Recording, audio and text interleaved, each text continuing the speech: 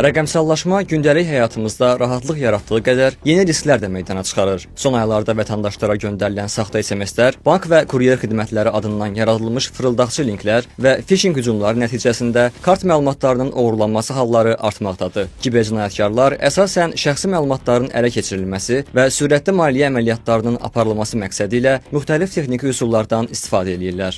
Fırıldaqçı sxemin əsas üsulu vətəndaşa göndərilən adi SMS-dən başlayır. Mesajın məzmununda güya bağlamanın çatdırılması, hesabda problem yaranması və ya bonus qazandığı bildirilir. İstifadəçi linkə daxil olduqda qarşısına rəsmi səhifəyə bənzər, lakin saxta veb-sayt çıxır. Məhz bu mərhələdə kart məlumatlarının oğurlanması prosesi başlayır. Xüsusilə vətəndaşlarımıza saxta linklər göndərərək ora keçid etməyi, eyni zamanda şəxsi və bank kartı məlumatları əlavə olunmağını istəyirlər dərəduzlar və bu zaman həmin linkə keçid edib öz məlumatlarımızı əlavə etdikdən sonra biz kiberdərəduzluq halları ilə üzləşirik. Bu zaman artıq bank kartımızda olan maddi vəsait talanmış olacaq saniyələr içərisində. Son dövrlərdə özünü daha çox bank əməkdaşı kimi təqdim edərək vətəndaşlarımıza zənglər olunur və bildirilir ki, sizin adınıza olan bank kartlarında problemlər var və qısa vaxt ərzində bunlar aradan qalxmazsa kartınızda olan pul vəsaiti talanmış olacaq.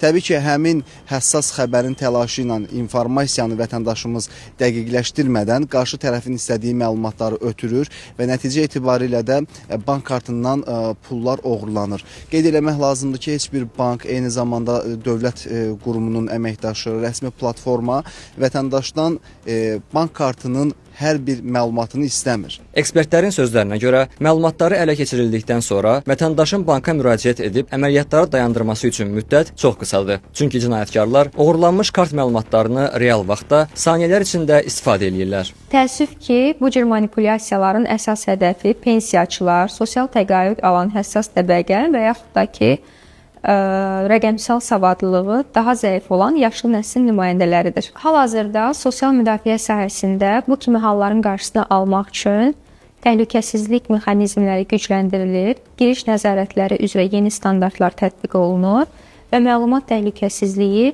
beynəlxalq standartların tələblərinə uyğunlaşdırılır. Ən önəmlisi də odur ki, vətəndaşların məlumatlılığını artırmaq üçün geniş miqyasda kampaniyalar aparılır. Çünki kiber təhlükəsizlik sadəcə texniki məsələ deyil, eyni zamanda davranış və vərdişlərdən ibarətdir. Hər bir vətəndaş bu sadə qaydalara əməl etməklə özü və məlumatlarını bu kimi dələduzluq hallarından qorumuş olur. Rəqəmsal inkişaf fonunda kiber təhlükəsizliyin təmin edilməsi hər bir istifadəçinin məsuliyyətini artırır. Saxta mesajlar və fırıldaqçı linklər vasitəsilə kart məlumatlarının oğurlanması halları təkcə texnoloji təhlükə deyil, həm də vətəndaşların şəxsi maliyyə təhlükəsizliyi üçün də ciddi risk yaradır. Rəqəmsal mühitdə ən güclü müdafiə isə diqqət, ayıqlıq və məlumatlılıqdır.